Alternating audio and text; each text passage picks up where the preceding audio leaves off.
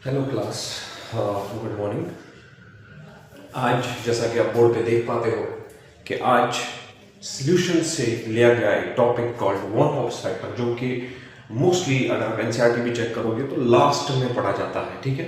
But मेरा इस one Hoff's factor का आज पढ़ाने का मकसद सिर्फ ये है कि इस पार्ट में क्वेश्चंस तो बहुत अच्छे बनते हैं, ठीक है, और लगता है ये स्टूडेंट्स को बहुत आसान है, लेकिन मैं कहता हूं अगर इसके इक्वेशंस और इसके फ्रेमवर्क पे स्टूडेंट का फोकस ना हो तो आसानी से यहां से क्वेश्चन गलत हो सकता है, और नीट में एक क्वेश्चन का गलत होने का मतलब आपने 4 मार्क्स खो दिए, ठीक है। तो आपको जहां पे आप कोलिगेटिव प्रॉपर्टीज पढ़ते हैं, ठीक है बेटा, हमें पता है सॉल्यूशंस में कोलिगेटिव प्रॉपर्टीज सबसे जिस पे मोस्टली फोकस करते हैं बच्चे, लेकिन मैं वो कहता हूं कि वो कोलिगेटिव प्रॉपर्टीज जो भी हम पढ़ते हैं, जो भी वो इक्वेशंस ऑफ कोलिगेटिव प्रॉपर्टीज हैं, वो बेटा नहीं है complete until we don't know what is van Hoff's factor. हमें पता होना चाहिए वन हॉप्स फैक्टर क्या होता है। हमें पता है बेटा कोलिगेटिव प्रॉपर्टी एक ऐसी प्रॉपर्टी होती है जब भी हम अगर मेरे पास एक वाटर का बीकर है, इस वाटर के बीकर के अंदर मैंने कोई सॉल्यूट डाला हुआ है, तो जो ही मैं इसको सॉल्यूट इसके अंदर डालता हूं तो ये सॉल्यूशन बनता है बेटा। लेकिन इस सॉल्यूशन के अंदर कुछ प्रॉपर्टीज आती है जिनको मैं सीपी बोलता हूं। ये पढ़ चुके हैं हम, इस पे मैं फोकस करूंगा ही नहीं। मैं सिर्फ ये बताऊंगा कि कौन कौन सी बेटा इसमें कोलिगेटिव प्रॉपर्टी आएगी। इसमें आएगा RLVP, जो हमें पता है loading in vapour pressure, relative loading in vapour pressure, ठीक है। नेक्स्ट होता है बेटा elevation in boiling point temperature, elevation in boiling point temperature, ठीक है बेटा, ठीक है। नेक्स्ट आता है बेटा depression in freezing point temperature, ठीक है। And next is the fourth one is osmotic, जो है पोटेंशियल या ऑस्मोटिक प्रेशर, ठीक है, ऑस्मोटिक प्रेशर और ऑस्मोटिक पोटेंशियल। ये बेटा 3-4 इंपॉर्टेंट प्रॉपर्टीज हैं जो जब एक सॉल्वेंट के अंदर आप कोई सॉल्यूट ऐड करते हो तो वो इस 4 प्रॉपर्टीज को हम पढ़ते हैं, ठीक है। वो चारों प्रॉपर्टीज उस सॉल्यूशन के अंदर आती है, ठीक है। उसको मैं डिटेल में इसलिए नहीं पढ़ा रहा हूं क्योंकि मुझे पता है कि आप लोगों ने सीपी तो अच्छे से पढ़ा होगा। सीपी जो सारी इक्वेशंस पढ़ी होंगी, उन इक्वेशंस को थोड़ा याद कर देता हूं, उनकी जो यादें हैं उनको थोड़ा ताजा कर देते हैं। RLVP जो है बेटा, इस इक्वेशन को मैं del P नॉट से लिखता हूं और ये बराबर होती है XB, ठीक है, सबको पता होगा। लेकिन अगर आपने इसके सामने I नहीं डाला तो ये अधूरी इक्वेशन है बेटा, ठीक है। इसी तरह बेटा elevation in boiling point temperature, elevation in boiling point temperature का जो इक्वेशन है सब पता होगा, सबको ये याद होगा। इक्वेशन बहुत ही सरल इक्वेशन है, del T B is equal to KB into M, लेकिन आगे अगर I नहीं डाला तो ये इक्वेशन जो है फिर से जो है इनकम्प्लीट है, ठीक है बेटा। इसी तरह बेटा मोस्टली लगता है बच्चों को कि इस I को रखने पर या ना रखने पर इससे हमारे आंसर को फर्क नहीं पड़ेगा, बहुत फर्क पड़ेगा बेटा, ठीक है, क्योंकि I का जो है अपना एप्लीकेशन है बहुत ही ज्यादा है। I से हम क्या जान पाते हैं वो हम आगे बात करेंगे इसी टॉपिक के अंदर। अब देखो डिप्रेशन इन फ्रीजिंग पॉइंट बेटा, depression in freezing point temperature, del TF पता होगी, ये सबको इक्वेशन बहुत मशहूर इक्वेशन है KF इंटू M, लेकिन अगर I साथ में नहीं डाला बेटा इस इक्वेशन को हम अधूरा मानते हैं, ठीक है बेटा। और इसी तरह बेटा हमारे पास एक और इक्वेशन होती है ऑस्मोटिक पोटेंशियल, ऑस्मोटिक प्रेशर, जो कि आता है एक सॉल्यूशन में जब उसके साथ एडेड होता है कोई सॉल्यूट, ठीक है। हम देखते हैं it is given by SRT, या किसी किताबों में तो इसको CRT भी कहते हैं। This S means solution constant, इसके साथ भी I अगर नहीं डाला तो ये चारों की चारों इक्वेशन इनकम्प्लीट है। तो सबसे पहले है सिग्निफिकेंस, क्या है वन हॉप्स फैक्टर का बेटा। You have to make sure that कि आपको वन हॉप्स फैक्टर का सारा जो है इंफॉर्मेशन होना चाहिए और आप सारी इक्वेशंस में इसको पुट करके चलोगे, उसके बाद आप क्वेश्चन उसको अप्रोच करोगे, ठीक है बेटा। जल्दी से हम देख लेते हैं वन हॉप्स फैक्टर जो है, जल्दी से देखते हैं बेटा कि वन हॉप्स फैक्टर क्या होता है, ठीक है बेटा। वन हॉप्स फैक्टर क्या होता है, ये वन हॉप्स फैक्टर I से हम डिनोट करते हैं बेटा। मैं अगर एक सरल भाषा में बताऊं, अगर मैं बेटा एक सेंटेंस में ये क्लियर करूं कि क्या होता है वन हॉप्स फैक्टर, तो मैं बोलूंगा वन हॉप्स फैक्टर की मीनिंग कुछ भी हो, लेकिन इससे हम करते क्या है, इससे हम क्या करते हैं बेटा, वही, या ऐसे लिख सकते हैं, सॉरी हम ऐसे लिख सकते हैं, it is used or applied to understand, बहुत ही simple language, to understand their behavior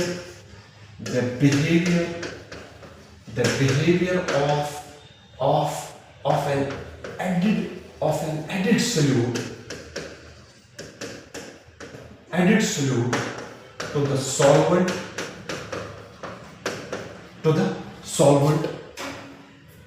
while making a solution. बिल्कुल मैं आपकी लैंग्वेज में बात कर रहा हूँ. while making a solution, जब आप सोल्यूशन बना रहे होते हो, आपने बेटा अगर सोल्यूशन के अंदर ये मेरे पास पानी है, इस पानी के अंदर मैंने अगर NaCl डाला, ठीक है बेटा, या मैंने इसके अंदर शुगर डाला, या मैंने इसके अंदर यूरिया डाला, ये 3 डिफरेंट तरह के सोल्यूट्स हैं बेटा. इन 3 तरह के डिफरेंट सोल्यूट्स का बिहेवियर अलग होगा किसके अंदर, इस सॉल्वेंट के अंदर. How these three different solutes, how these 3 different substances are going to behave once they will get dissolved in this solution, in this solvent. इस सॉल्वेंट के अंदर जब वो डिसॉल्व होने लगेंगे, उनका बिहेवियर क्या रहेगा. सर आप बिहेवियर क्या बता रहे हो सर, इससे हमें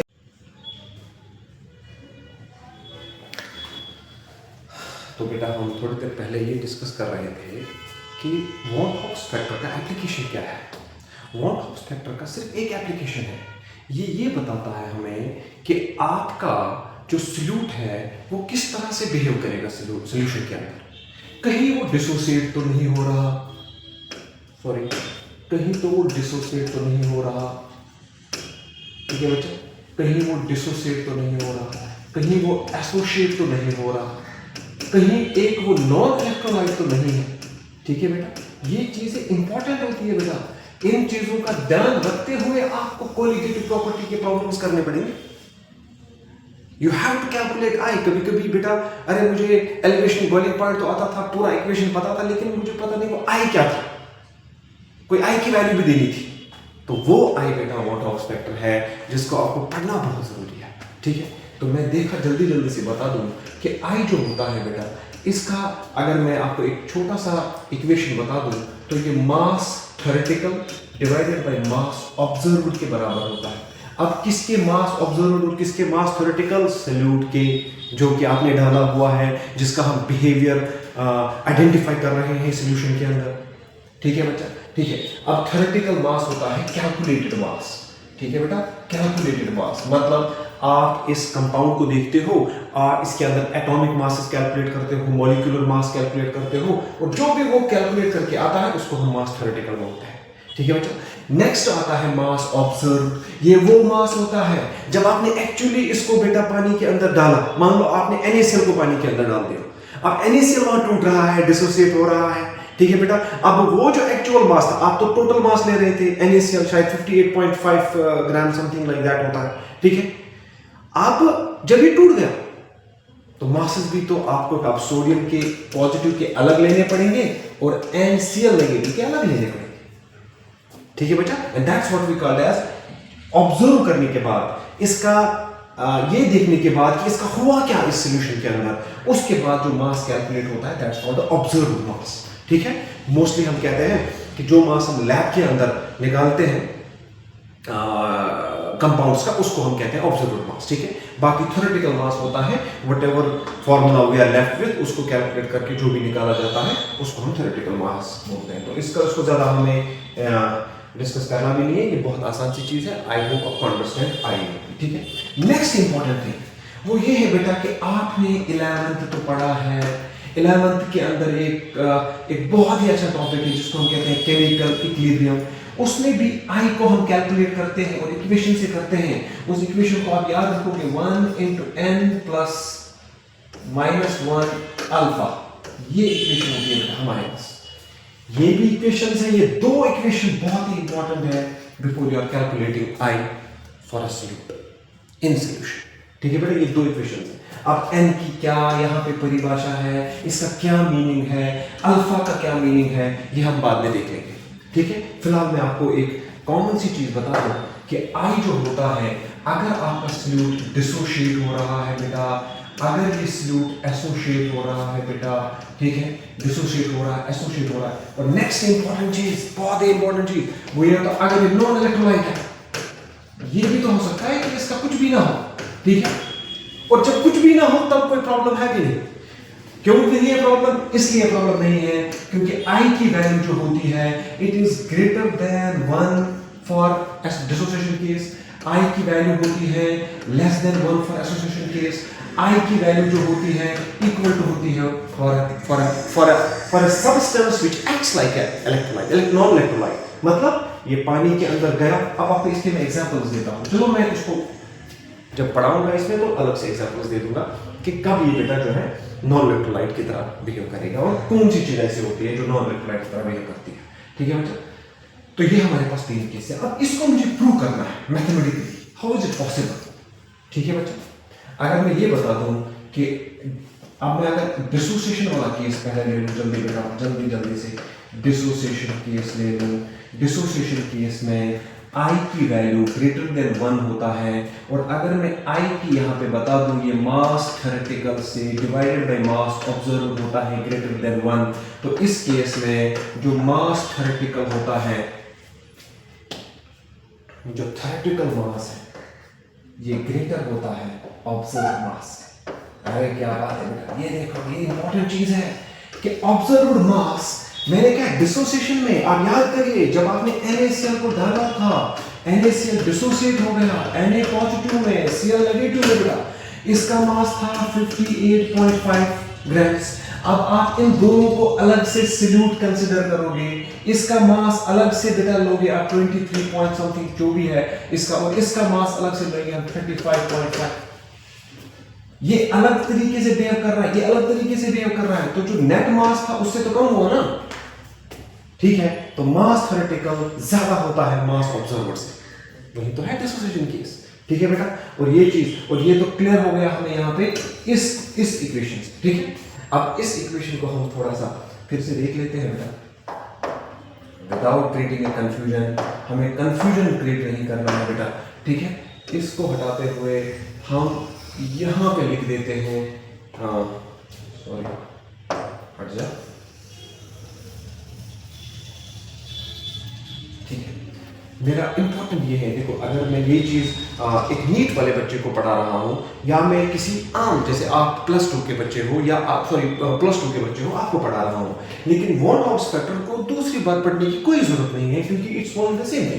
कैसे मैं बताता चलो, आपके पास 2 इक्वेशंस का सहारा होना चाहिए बेटा, आपके पास 2 इक्वेशंस का सहारा होना चाहिए। एक इक्वेशन आपके पास है, एक इक्वेशन आपके पास है I is equal to mass theoretical divided by mass observed, ये आपके पास पहला इक्वेशन है। दूसरा I is equal to 1 + n-1 × alpha, ये आपके पास इक्वेशन है, ठीक है। इन 2 इक्वेशंस का आपके पास सहारा होना चाहिए। इन 2 इक्वेशंस के सहारे से बेटा आप I को कैलकुलेट कर पाते हो। What is n and what is alpha वो हम डिस्कस अलग से करेंगे, पहले हम लेंगे डिसोसिएशन वाला केस, ठीक है बेटा। डिसोसिएशन वाला केस जो हम पढ़ ही रहे हैं, ठीक है। हमने देखा है कि डिसोसिएशन वाला केस हम देखते हैं कौन डिसोसिएट होता है, ये तो पहला पॉइंट है बच्चों कि कौन डिसोसिएट होता है। डिसोसिएट होते हैं बेटा स्ट्रॉन्ग इलेक्ट्रोलाइट्स, ये स्ट्रॉन्ग इलेक्ट्रोलाइट्स डिसोसिएट होती है, ठीक है बेटा। अब स्ट्रॉन्ग इलेक्ट्रोलाइट्स में कौन आता है, इन जनरल में इसमें सिर्फ इलेक्ट्रोलाइट्स ही ले लो, ठीक है बेटा, इलेक्ट्रोलाइट्स ही ले लो। इलेक्ट्रोलाइट्स के में हम देखते हैं कि स्ट्रॉन्ग इलेक्ट्रोलाइट्स जो होते हैं वो डिसोसिएट होते हैं, उसमें आते हैं स्ट्रॉन्ग एसिड, स्ट्रॉन्ग बेस और सॉल्ट। याद रखना बेटा, इंपॉर्टेंट, दुनिया के सारे सॉल्ट्स याद रखिए बेटा, दुनिया के सारे सॉल्ट स्ट्रॉन्ग इलेक्ट्रोलाइट्स होते हैं, इनका 100% जो है डिसोसिएशन होता है पानी के अंदर, ठीक है बच्चा। ये 3 इंपॉर्टेंट चीजें जो है जो मैं यहाँ पे पढ़ा रहा हूँ आपको कि ये जो है strong acid, strong base, salt, ये सारे स्ट्रॉन्ग इलेक्ट्रोलाइट्स है और सबका डिसोसिएशन होता है, ठीक है। अगर मैं दिखा दूं बेटा स्ट्रॉन्ग एसिड, अच्छा नेक्स्ट, अरे बेटा नेक्स्ट मेरे पास वीक अरे वीक हो इलेक्ट्रोलाइट तो है, डिसोसिएट तो होता है, भले ही कम डिसोसिएट होता है, डिसोसिएट तो होता है, उसमें हम लिखेंगे weak acids and weak bases, ठीक है बच्चा। अब सबसे पहले बेटा हम क्या करेंगे बेटा, सिट्रॉन एसिड की बात करेंगे। सिट्रॉन एसिड की बात करेंगे तो सिट्रॉन एसिड वो एसिड होता है जिसका 100% डिसोसिएशन होता है। मैं आपको बता दूं H2SO4, HCl, HClO4, या हम एक और एग्जांपल दे सकते हैं HNO3 एसिट्रा। ये सारे स्ट्रॉन्ग एसिड से, क्यों? इनका अल्फा इज इक्वल टू 1 होता है। अरे क्या बात है, what is alpha? It's a degree of dissociation. ठीक है बेटा, इसका डिग्री ऑफ डिसोसिएशन इंपॉर्टेंट है। What is degree of dissociation? आपने पानी के अंदर अगर 100 मॉलिक्यूल डाले थे किसी सॉल्यूट के, अगर वो 100 के 100 डिसोसिएट हो रहे हैं तो इसका वैल्यू तो 1 आएगा। और ऐसा होता है, सारे स्ट्रॉन्ग इलेक्ट्रोलाइट्स कंप्लीट 100% आयोनाइजेशन दिखाते हैं। वेरी गुड, ठीक है। तो अल्फा जो है इसके लिए 1 है। अब देखिए बेटा इंपॉर्टेंट है, अब देखिए बेटा इंपॉर्टेंट ये है, sorry, without wasting any time मैं आपको बताता चलूं, अगर मैं एक इक्वेशन का यहाँ पे सहारा ले लूं, मुझे पता है I know that I is equal to 1 plus n-1 into alpha. आप समझो इस बात को, मुझे पता बेटा अल्फा स्ट्रॉन्ग इलेक्ट्रोलाइट्स के लिए 1 होता है। अब n क्या होता है? n होता है number of ions produced from one molecule of a strong electrolyte. Strong electrolyte. किसी भी स्ट्रॉन्ग इलेक्ट्रोलाइट के लिए अगर मैंने पहले स्ट्रॉन्ग एसिड्स ले लिए तो मुझे बताइए बेटा, यहाँ देखिए सारे, मैं इसका थोड़ा कलर चेंज कर देता हूँ। ये देखिए बेटा, इसका n जो होगा वो 3 के बराबर होगा। कैसे? मैं दिखा दूँ, इधर देखिए सारे H2SO4, ये देखो बेटा इंपॉर्टेंट चीज, ठीक है। आगे आपने ये साइन रख दिया, ये twice H positive plus SO4 two negative में कन्वर्ट हो जाएगा और ये 3 आयंस देगा। तो n की वैल्यू यहाँ पे 3 होगी कि नहीं होगी? ठीक है बच्चा, अब n की वैल्यू 3 है। एक याद देखा थी बेटा, इसका अल्फा आपको पता है 1 है, इसका n की वैल्यू 1 है। जरा I बता दीजिए बेटा, it is 1 plus n-1 into alpha. अब देखो यहाँ पे अगर मैं क्या रख दूं बेटा, 3 minus 1 into 1, it's 1 plus 3 minus 1 is 2 into 1 is 1, that is 3. इसका I 3 है। वही तो मैं बोल रहा था कि I is always going to be greater than 1 whenever a solute is going to dissociate once it's put inside the solvent. समझ गया? समझ गया बेटा? बहुत ही इंपॉर्टेंट टॉपिक था ये डिसोसिएशन वाले केस के लिए। अगर आप देखो इसका n किसके बराबर होगा बेटा, इसका n 2 के बराबर होगा, इसका n 2 के बराबर होगा। इसको दिखा दूं चलो आपको बेटा, ये HClO4 है, इसको कहते हैं परक्लोरिक एसिड, दुनिया का सबसे स्ट्रॉन्ग एसिड होता है ये, ठीक है।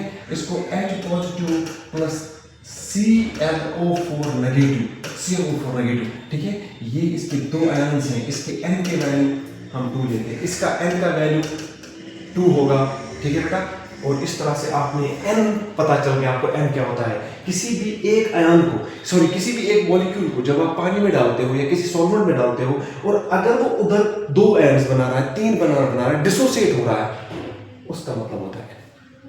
और अल्फा होता है डिग्री ऑफ, कितना extent of, what is degree of dissociation? आपने 100 मॉलिक्यूल लिए थे या आपने 10 मॉलिक्यूल लिए थे NaCl के और 10 के 10 डिसोसिएट हुए, व्हाट इज अल्फा? 1। तो हमेशा ये चीज रहेगी कि alpha is going to be 1 for strong electrolytes, ठीक है बेटा। तभी तो उनको स्ट्रॉन्ग बोलते हैं। आप इक्विलिब्रियम का याद करिए वो इक्वेशन जहां पे आपको पढ़ाया जाता है।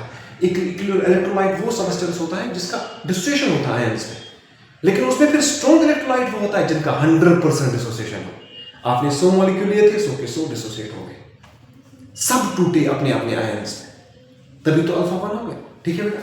अब अगर मैं दूसरी बात ले लूँ, अगर मैं यहाँ पे स्ट्रॉन्ग बेसिस की बात करूँ बेटा, स्ट्रॉन्ग बेस में एग्जांपल ले सकता हूँ मैं NaOH, इसमें एग्जांपल ले सकता हूँ मैं AlOH होल थ्राइस, इसमें एग्जांपल लिया जा सकता है BaOH होल ट्वाइस, इसमें एग्जांपल लिया जा सकता है OH whole twice, calcium hydroxide, ठीक है। अब देखिए बेटा, इसमें एग्जांपल लीजिए, यहाँ पे भी अभी भी आपका ये एक्चुअली होल्ड करेगा 1 प्लस n-1 इंटू अल्फा, ठीक है। अभी भी अल्फा 1 के बराबर है और n की वैल्यूज आप बता सकते हो, इसके लिए 2, इसके लिए 3, सॉरी इसके लिए तो 4 हो जाएगा, सॉरी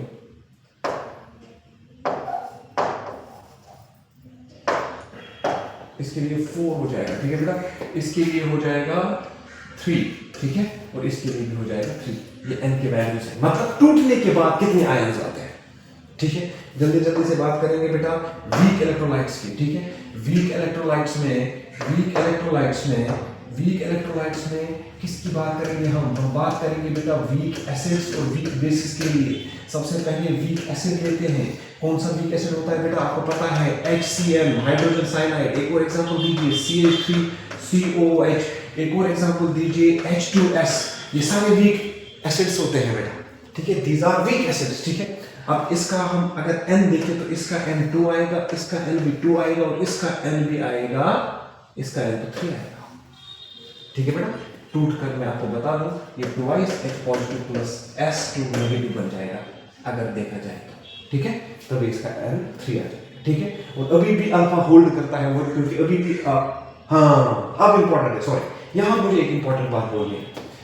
इक्वेशन तो हमारे पास होल्ड करेगा, लेकिन क्या वीक इलेक्ट्रोलाइट्स में 1 प्लस n माइनस अल्फा, यहां मैं एक आपसे थोड़ा सा अटेंशन चाहूंगा। I would just like to have a single attention। क्या आप इधर देखिए बेटा प्लीज, इधर देखिए। तो 1 प्लस n माइनस 1 यहाँ पे फॉर ए वीक इलेक्ट्रोलाइट, अरे आप तो वीक और स्ट्रॉन्ग इसी में डिफरेंशिएट करते हो कि उसका अल्फा फार लेस देन 1 होता है। अरे वीक ही इलेक्ट्रोलाइट तो वो प्राणी हैं, वो सबस्टेंसेस हैं जिनमें इक्विलिब्रियम आता है, जो नहीं हो पाते हैं डिसोशिएट।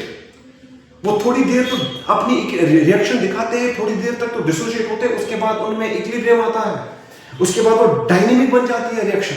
जितना वो फॉरवर्ड होती है उतना ही बैकवर्ड होती है। लेकिन डिसोसिएशन तो होता है, चाहे थोड़ी देर के लिए डिसोसिएशन तो होता है ना। तो इसका मतलब I is far less than 1, इस 1 का कुछ तो होगा वैल्यू, 0.001, 0.001 कुछ भी तो होगा, इसका कुछ तो वैल्यू होगा। अब अगर मैं इस वैल्यू को, मतलब मैं I को यहाँ 0 नहीं कर सकता। जब मैं I को 0 नहीं कर सकता, मान लो बेटा मैं आपको इसका एग्जाम्पल दे दूं। एक छोटा सा क्वेश्चन करते हैं बेटा, यहां से हम वो चीज समझ सकते हैं। एक छोटा सा क्वेश्चन करते हैं, छोटा सा क्वेश्चन देखो, एक क्वेश्चन सीरीज यहां से स्टार्ट हो जाएगी। Calculate I for 10% ionisation of HCl। हमें I कैलकुलेट करना है। आपको बेटा ionisation, degree of ionisation alpha दिया गया है 30%, दैट इज 30 into 100, तो बेटा 0.3 बन जाएगा। आपके पास अल्फा तो आया ना। अब ठीक है, अब हाइड्रोजन साइनाइड का n चेक करिए, कैसे करोगे बेटा। हाँ, इसमें आप एक चीज ना भूलना बेटा, ये एक वीक इलेक्ट्रोलाइट है तो इक्विलिब्रियम साइन रखना बहुत जरूरी है। ठीक है, this equilibrium sign must be there, क्योंकि ये एक वीक इलेक्ट्रोलाइट है। ठीक है, एक वीक एसिड है। अब H positive plus Cn negative यहाँ पे बनता है। ठीक है, अब ये चीज बनते हैं तो n की वैल्यू तो 2 होगी। ठीक है, लाइए बेटा वो equation I plus n minus 1 into alpha, I plus 1 plus n की वैल्यू क्या है, 2 माइनस 1 इंटू अल्फा। अल्फा की तो वैल्यू अपनी लगी 0.3। अब देखो it is 1 plus 2 minus 1, 2 minus 1 into 1 into 0.3 क्या होता है 0.3। मैंने तो बोला था ना I इज इक्वल टू 1.3। आप समझ रहे हो, I की वैल्यू फिर से 1 पॉइंट समथिंग। देखो यहां तो ये वैल्यू अगर कुछ है, मान लो 0.001 है, 0.002 है, 0.03 है, 0.04 है, इस मैथमेटिकली देखो बेटा ये तो कभी 0 होगा नहीं। तो this factor is always going to get added to 1 plus something. तो अगेन एक चीज होल्ड करती है फॉर अ डिसोसिएशन केस, चाहे वो वीक इलेक्ट्रोलाइट भी हो। ये इसमें बहुत जरूरी है। अच्छा, एक ट्रिक क्वेश्चन बताता हूं, इसके बाद में थोड़ा सा ये पार्ट वाइंड अप करता हूं। ठीक है बेटा, एक ट्रिक क्वेश्चन बताता हूं। Before I take it forward, मैं क्वेश्चन बताता हूँ। क्वेश्चन क्या पूछा था बेटा, क्वेश्चन पूछा था calculate the I for H2SO4 when it ionizes, ऐसा ही क्वेश्चन था कुछ, ionizes up to 90%। अब मेरी बात सुनो, ये ट्रिक क्वेश्चन हो सकता है कैसे। अरे H2SO, अब आप दिमाग लगाने की कोशिश करोगे। आप ये दिमाग लगाओ कि H2SO4 तो बेटा एक स्ट्रॉन्ग एसिड है, तो इसका कहे 90% ही हो रहा है डिसोसिएशन, इसका तो 100% होना चाहिए। यहाँ पे तो अल्फा 1 है। पहली बात, एग्जामिनर एक क्रेजी इंसान होता है, उसने ये चेक करने के लिए होता है कि आप ये गलती करोगे। पहली बात इसको याद रखना, हमारे कुछ बच्चों को ये गलती हुई थी, लेकिन आपसे मैं फिर से बता रहा हूँ ये गलती नहीं करना। क्यों? जो भी क्वेश्चन में जो भी डेटा दिया है उस डेटा के अनुसार ही इस क्वेश्चन को कंप्लीट करना है। मतलब आपको यहाँ अल्फा 1 नहीं लेनी, आपको अल्फा यहाँ 0.9 ही लेनी है। कैसे? 90% को जब आप परसेंट करते हो, परसेंट आउट ऑफ 100 ही तो लोगे, तो ये आएगा 0.9, आपको 0.9 ही लेना पड़ेगा। ये एक इंपॉर्टेंट याद रखनी है बात, ठीक है? चलिए लास्ट में आपको बता दो, साल्ट टू स्ट्रॉन्ग इलेक्ट्रोलाइट्स में मैं थोड़ा भूल गया था, ये याद रखिए बेटा। स्ट्रॉन्ग, सारे सॉल्ट दुनिया के स्ट्रॉन्ग इलेक्ट्रोलाइट्स होते हैं। जैसे मैं आपको एग्जांपल दे दूं, MgSO4, Na2SO4, ठीक है? एक कॉम्प्लेक्स सॉल्ट है बेटा, जो कि कोऑर्डिनेशन कॉम्प्लेक्स है, Fe, या ऐसे लिख सकते हैं K4 FeCl46, ठीक है बच्चा? अब देखो, इस साल्ट को अगर मैं, इस वाले साल्ट को अगर मैं बेटा पानी में डाल देता हूँ तो क्या बनेगा? ये 4 टाइम्स K पॉजिटिव आएगा और एक कॉम्प्लेक्स बनेगा यहाँ पे FeCN4 नेगेटिव। आप देखो यहाँ पे N की वैल्यू 5 है, क्योंकि साल्ट ही 5 आयन्स में टूटता है। आ रहा बेटा समझ? ठीक है भाई? तो इस तरह अब इसके लिए n की वैल्यू 2 होगी, इसके लिए n की वैल्यू बेटा 3 होगी, ठीक है? और इसके लिए n की वैल्यू 5 होगी, ठीक है? हम और भी एग्जांपल्स दे सकते हैं। साल्ट को बेटा अपने कॉन्स्टिट्यूएंट आयंस में कन्वर्ट करिए और देखिए n की वैल्यू क्या होती है, ठीक है? तो ये होता था बेटा। आपको 2 इंपॉर्टेंट इक्वेशंस याद रखनी है बेटा, मास ऑब्जर्व, ठीक है, एंड मास थेरेटिक, ठीक है? ये बहुत इंपॉर्टेंट है। ये I के लिए ये 2 इक्वेशंस इंपॉर्टेंट है। I is equal to 1 plus n minus 1 into alpha, ठीक है? बट ये सिर्फ होल्ड करेगी डिसोसिएशन वाले केस के लिए, सिर्फ डिसोसिएशन वाले केस के लिए। जब हम एसोसिएशन की बात करते हैं बेटा, तो एसोसिएशन में आपने अगर कोई ए, एसोसिएशन का मतलब क्या होता है कि आपने ए रिएक्टेंट लिया है और ये क्या बन रहा है? पी। आप समझे इस बात को? ए रिएक्टेंट से पी बन रहा है, लेकिन क्या हो रहा था? आपने 2 लिए थे, या ऐसे कर रहे हैं 2 का 1 हो रहा है, ठीक है? ये सॉरी डायमराइजेशन। आपने 3 ए लिए थे, अब इसका ट्राइमराइजेशन हो रहा है।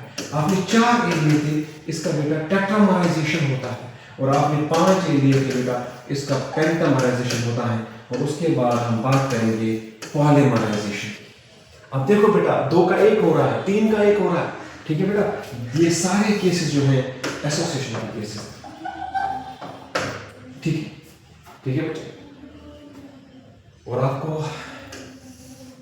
एक प्रॉब्लम दिखाता हूं इस थोड़े से ब्रेक के बाद।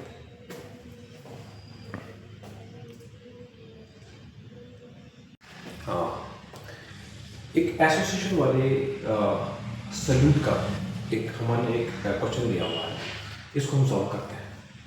एसोसिएशन मतलब एसिटिक एसिड एक ऐसा बेटा इलेक्ट्रोलाइट है जिसको देखा गया है कि जब ये सॉल्यूशन में जाता है तो ये डाइमराइज करता है। क्या करता है बेटा? ये डाइमराइज करता है। मतलब अगर आपको क्लियरली पता होगा, ये देखो बेटा, ये सिंपल एक कॉन्सेप्ट है कि एसोसिएशन में 1 से n बनते हैं और डिसोसिएशन में n से 1/n बनते हैं। 1 से n बनता है और n से 1/n बनता है, ये आपको याद रखना है। और डिसोसिएशन वाले केस में I का इक्वेशन हम लिखते थे कैसे? 1 plus 1/n minus 1 into beta. ये याद रखिए बेटा, this is the next equation जो हमें हेल्प करेगा। और बीटा जो है ये डिग्री ऑफ एसोसिएशन, कितने मॉलिक्यूल एसोसिएट हुए, ठीक है बेटा? अब दिखाना चलो थोड़ा ये कि देखा गया यूं है कि अगर मैं CH3 को देखूं, C डबल बॉन्ड OH, अब देखो CH3OH, अब देखो इनके बीच में जो है ये देखो, दिस इज कॉल्ड डाइमराइजेशन। ये दो एसिटिक एसिड के मॉलिक्यूल मिलकर डाइमराइजेशन करते हैं, ठीक है। तो यहाँ पे जो है n की वैल्यू बोलते हैं नंबर ऑफ मॉलिक्यूल्स डाइमराइज्ड, कितने मॉलिक्यूल डाइमराइज्ड है, ठीक है बेटा। और बीटा दिया गया है आपके पास, बीटा दिया गया है। अगर आप इस बीटा को देखो तो ये 30% दिया गया है, 30% dimerisation, that is 30 divided by 100 करोगे तो ये 0.3 बन जाएगा, ठीक है बेटा। अब हमारे पास सब कुछ तो आ गया, ठीक है। हम इसका आई निकाल सकते हैं, कैसे? 1 को प्लस करके 1 डिवाइडेड बाई, अच्छा पहले ये देखना है कितने मॉलिक्यूल डिसोसिएट हुए, सॉरी एसोसिएट हुए, 2 माइनस 1 इंटू 0.3। इसको कैलकुलेट करने के बाद it comes out to be 0.85। मेरे को ये बताना है कि i is less than 1, that is what I told you. इस इक्वेशन को सॉल्व करके आप देखो, it comes out to be 0.85। और ये जो है ये इंपॉर्टेंट है, जो मैंने पहले बताया था कि i जो होता है लेस देन 1 होता है फॉर डिसोसिएशन, नहीं एसोसिएशन, ठीक है बच्चा, ठीक है। और मैंने ये भी बताया था कि ये जो theoretical mass theoretical and mass observed जब लेस देन 1 होगा तो मैं लिखूंगा मास थ्योरेटिकल जो है बेटा ये लेस देन होगा मास ऑब्जर्व्ड। इसका मतलब जो थ्योरेटिकल मास आता है, थ्योरेटिकल मास तो एक एसिटिक एसिड मॉलिक्यूल का आता है, ठीक है। एक एसिटिक एसिड मॉलिक्यूल का जो थ्योरेटिकल मास है वो हम कैलकुलेट करेंगे, लेकिन जब वो 1 के 2 बन गए तो ऑब्जर्व्ड मास तो ज़्यादा ही आएगा ना। तो ये एक और चीज़ है जो आप याद रखोगे, डिसोसिएशन में मास ऑब्जर्व जो होता है वो कम होता है और एसोसिएशन में मास ऑब्जर्व ज़्यादा होता है, थ्योरेटिकल मास। ये हम कर पाए हैं, ठीक है।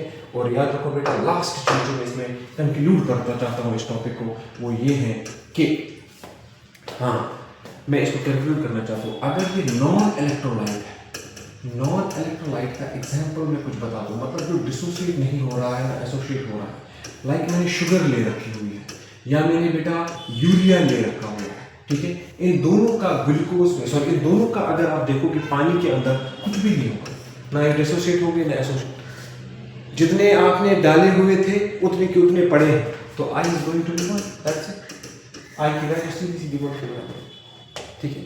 तो आपको लास्ट में ये बताना चाहूँगा, कोलिगेटिव प्रॉपर्टी को पढ़ते वक्त उन इक्वेशंस में देखिए आप किस सॉल्यूट के बारे में बात कर रहे हो। कहीं ये एसोसिएट तो नहीं हो रहा, फिर आपको आई को कैलकुलेट करना पड़ेगा। कहीं ये डिसोसिएट तो नहीं हो रहा, फिर आई को कैलकुलेट करना पड़ेगा। कहीं ये कुछ भी तो नहीं हो रहा, फिर आपको पता आई इज इक्वल टू 1, ठीक है। तो आपने इस छोटे से कॉन्सेप्ट को अच्छे से समझा होगा और अब जब आप सीपी की प्रॉब्लम्स करोगे आप आई का ध्यान रखोगे।